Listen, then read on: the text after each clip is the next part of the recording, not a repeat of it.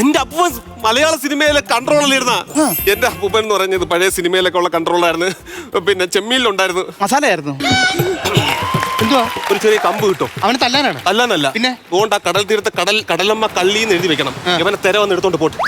കൊണ്ടുപോട്ടവൻ അല്ല, ഞാൻ ഇല്ലാത്ത എന്തൊക്കെ പറയണം. അല്ല, ഇത് ചെമ്മീനകത്ത് എന്തായിരുന്നു? ചെമ്മീൻ സിനിമയിൽ എന്റെ അപ്പൂ വർക്ക് ചെയ്തില്ലായിരുന്ന. ആണല്ലേ? ഭയങ്കരമായ ഒരു സത്യം അതിനകത്ത് സംഭവിച്ചായിരുന്നു. ചെമ്മീൻ സിനിമ ഇടയ്ക്ക് വെച്ച് നിന്ന്. സത്യം ഭയങ്കര പ്രശ്നമില്ലേ?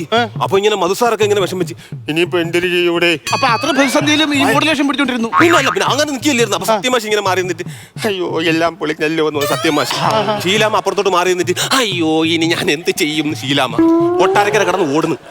ബസ്സല്ലെന്ന് കൊട്ടാരക്കര ശ്രീധരൻ നായർ എന്തൊരു ചെയ്യുമെന്ന് പറഞ്ഞിട്ട് അങ്ങോട്ട് ഞാൻ കിടന്ന് ഓടുന്നു. മൊത്തത്തിൽ വിഷയമായില്ലേ?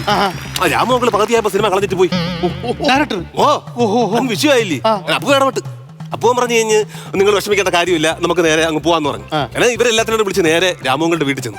ചെന്നപ്പോ എന്താ രാമമംഗൾ കാലുമേ കാലും കയറ്റി ഇങ്ങനെ ഇരിക്കുക. അപ്പം അപ്പവും പറഞ്ഞു, രാമു നീ കാണിക്കുന്ന മോശമാണ്. കാരണം ഇത്രയും പേര് കഷ്ടപ്പെട്ട് നിന്നൊരാണ്, മെനക്കേട് ഒരുപാട് സംഭവങ്ങളുണ്ട്. അപ്പൊ രാമു നീ ആലോചിച്ച് നോക്കും, ഇന്ന് നീ തമാശ കളിക്കുന്നതെന്ന് പറഞ്ഞു. അപ്പൊ രാമമംഗൾ പറഞ്ഞു, ഡേയ് പറഞ്ഞ കൊള്ള എന്നെ, ഇത്ര നാളും ഞാൻ തമാശയായിരുന്നു, ഇനി കാര്യമായിട്ടാണ്. അങ്ങനെയാണ് രാമു കാര്യമായിട്ടായി. എനിക്ക് അറിയാനായിട്ട് ചോദിക്കുവാണ്. ഈ കർക്കിടക മാസത്തിൽ നിനക്ക് എവിടുന്ന് കിട്ടിയടാ? എന്തോന്ന്? കഞ്ചാവ്.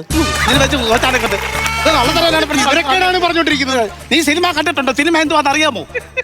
എന്താണെന്ന് അറിഞ്ഞിരുന്നു നീ വർത്താനം പറയത്തില്ല. ഇവിടെ മലയാള സിനിമയിൽ തന്നെ എത്ര കഥാപാത്രങ്ങളുണ്ട്.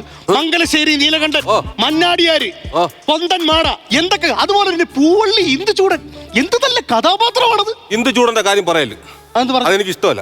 ഇന്ദുചൂടന്റെ കാര്യം പറഞ്ഞ എത്ര കുഴപ്പം? ഇന്ദുചൂടന്റെ കാര്യം പുള്ളി ശരിയല്ല. പുള്ളി എനിക്ക് ഇഷ്ടമല്ല. നിനക്ക് നിന്റെ വായിച്ചിട്ടുണ്ടോ പുള്ളി? അല്ല ശരി, എനിക്ക് ഇഷ്ടമല്ല. പുള്ളിയുടെ കാര്യം പറഞ്ഞപ്പോഴത്തേക്ക് അവൻ നിന്ന് ചൂടാകും. പുള്ളി എന്ന് പറഞ്ഞു കഴിഞ്ഞാൽ അച്ഛന്റെ ചെലവ് ജീവിക്കുന്ന ഒരു പുള്ളിയാണ്.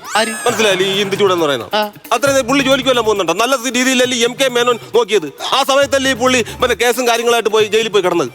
6 മാസത്തെ ഇടവേള കഴിഞ്ഞ് വന്ന് ഉള്ള നമ്മൾ സമ്മതിക്കുന്നു. പക്ഷേ ഈ പാവപ്പെട്ട മനുഷ്യനെ പോലീസ് ജീപ്പിൽ പിടിച്ചോണ്ട് പോയപ്പോഴത്തേക്ക് ഓപ്പൺ ജീപ്പിൽ വന്നിട്ട് പറഞ്ഞു എന്റെ അച്ഛൻ വലിയ ആളാണ് എന്ന് പറഞ്ഞിട്ട് ഈ ജീപ്പിൽ നിന്ന് ഇറക്കി ഓപ്പൺ ജീപ്പിൽ കൊണ്ടുപോയി. നാട്ടുകാർ മൊത്തം കണ്ടില്ലേ? അച്ഛനെ നാണം കെടുത്തിയാ ഈ ഇന്ദുചൂടായി. അതാണ് പറഞ്ഞ പുള്ളി ശരിയല്ല. എന്റെ പപ്പയാണ് ഞാൻ കൊണ്ടുപോകത്തില്ല.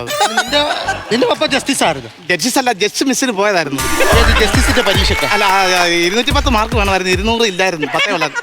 ജസ്റ്റിസിന്റെ പരീക്ഷ അല്ല, പിന്നെ SSLCയുടെ പരീക്ഷ. ഞാൻ പോട്ടൂരി അടിക്കും. ഇവന് മാർക്ക് കൊടുക്കാൻ. സുഹൃത്തുക്കളെ, നിങ്ങൾ എന്തൊക്കെയാണ് പറഞ്ഞോണ്ടിരിക്കുന്നത്? മഹത്തായ കഥാപാത്രങ്ങളാണ് മംഗലശ്ശേരി നീലകണ്ഠനും ഈ പറയുന്ന പൂവള്ളി ഇന്ദുചൂടൻ. മംഗലശ്ശേരി നീലകണ്ഠന്റെ കാര്യം പറയല്ലേ? മംഗലശ്ശേരി നീലകണ്ഠൻ എത്ര കുഴപ്പം? ആ പുള്ളി അങ്ങനെ തന്നെ ജോലിക്കും പോവാതെ കുറെ കൂട്ടുകാരൻ വിളിച്ചിരുത്തി വെള്ളം അടിയും കാര്യങ്ങളായിട്ട് എത്ര പേരാടം വിറ്റു. പിന്നെ അതൊക്കെ നല്ല നല്ല സംഭവം എന്നാണ് നിങ്ങൾ ഈ പറയണത്. ആ പുള്ളിക്ക് കഴിവുണ്ടായിരുന്നോ? നിനക്കൊരു കഴിവുണ്ടായിരുന്നോ? പുള്ളിക്ക് കഴിവുണ്ടായിരുന്നു. അത് മഹത്തായ സിനിമകൾ. നിന്റെ സിനിമയിൽ എന്തോ തേങ്ങ ഉണ്ടായിരുന്നത്? എന്റെ സിനിമ എന്ന് പറഞ്ഞാൽ സൂപ്പർ കഥയാണ്. എന്തോ കഥ? ചതി. ചതി എന്നാണ് എന്റെ സിനിമയുടെ ടൈറ്റിൽ തന്നെ. ചതി എന്നാണ്.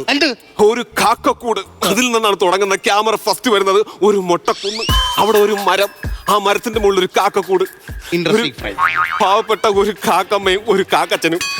കാക്കച്ചൻ ജോലിക്കൊക്കെ പോയിട്ട് വരുമ്പോഴത്തേക്ക് കാക്കമ്മയുടെ അടുത്ത് പറഞ്ഞു, ഒരു 3 മുട്ട എനിക്ക് ഇട്ട് തരുമോ എന്ന് ചോദിച്ചു.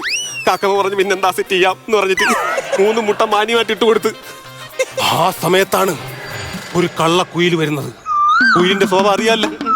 പറന്നു വന്ന് നേരെ അതിന്റെ മോളിൽ വന്നിരുന്നിട്ട് ഈ കാക്കമ്മയുടെ മുട്ട തട്ടി തെറിപ്പിച്ചു. എന്നിട്ട് കുയിലിന്റെ മുട്ട അവിടെ ഇട്ടു വെച്ചു. ചതി, വൻ ചതി. സഹിക്കാൻ പറ്റുമോ?